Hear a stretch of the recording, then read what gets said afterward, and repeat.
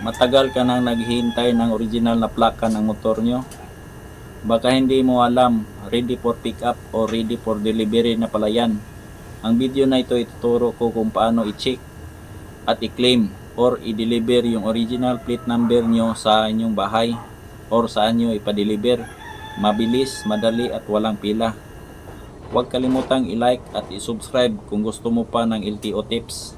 Simple lang yung paraan para matanggap natin itong original na plate number kahit hindi tayo ang may-ari or sikanhan yung ating motor, at kahit yung sa CR niya ay hindi nakapangalan sa atin, matatanggap pa rin natin yung original plate number. Tatlo lang requirements ang kanilang hinihingi: yung certificate of registration, valid ID, at saka email or contact number.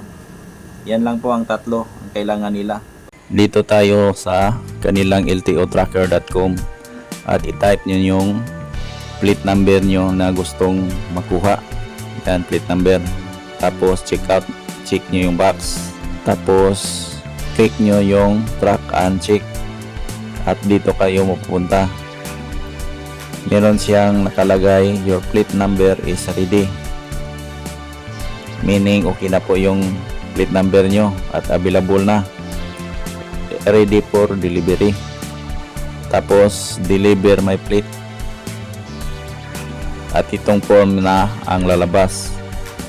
Fill up niya yung form na yan, kumplituhin. Pili lang kayo dito sa ibaba yung mga shipping courier niya.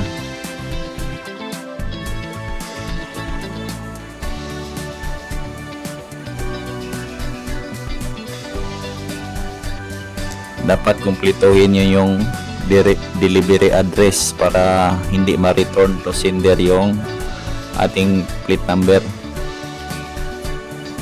At dito i-attach nyo yung valid ID. Scan copy ng valid ID nyo. Attach, hanapin nyo kung saan nakasave.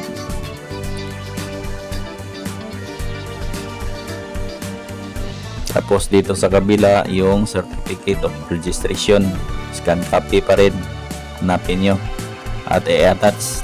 Tapos check nyo yung continue to check out. Yan, reviewin nyo yung detaling nakalagay dyan, kung kompleto ba or meron bang mali. Yan po ang kanyang shipping fee, 260.74. Tapos click nyo yung GCash, yan po ang lalabas. Tapos i-click nyo yung continue to check out at yan, lalabas yung QR code ng GCash. Yan po ang scan nyo pag nag-payment kayo through GCash. Tapos yung mag-payment, ito ang lalabas. Yan po ang resibo nyo, nagsisilbing resibo po ito. Yan, nakalagay transaction success. Pwede niyo ring i-save yung image nito para meron kayong reference. Basta importante yan, success po siya. Tapos nito, maghihintay lang kayo ng 1 hanggang 2 buwan para ma-deliver sa inyong bahay yung original plate number. Ito na po ang ating original na plate number. Galing po ito sa Pinyahan, Quezon City, LTO branch. Yan. Buksan po natin.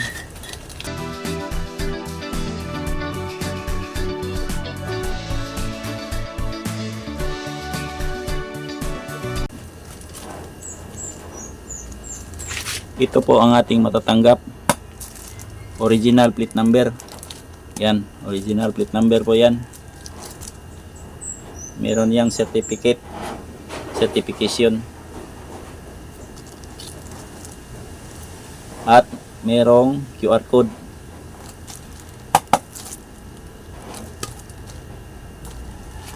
At yan ang proseso.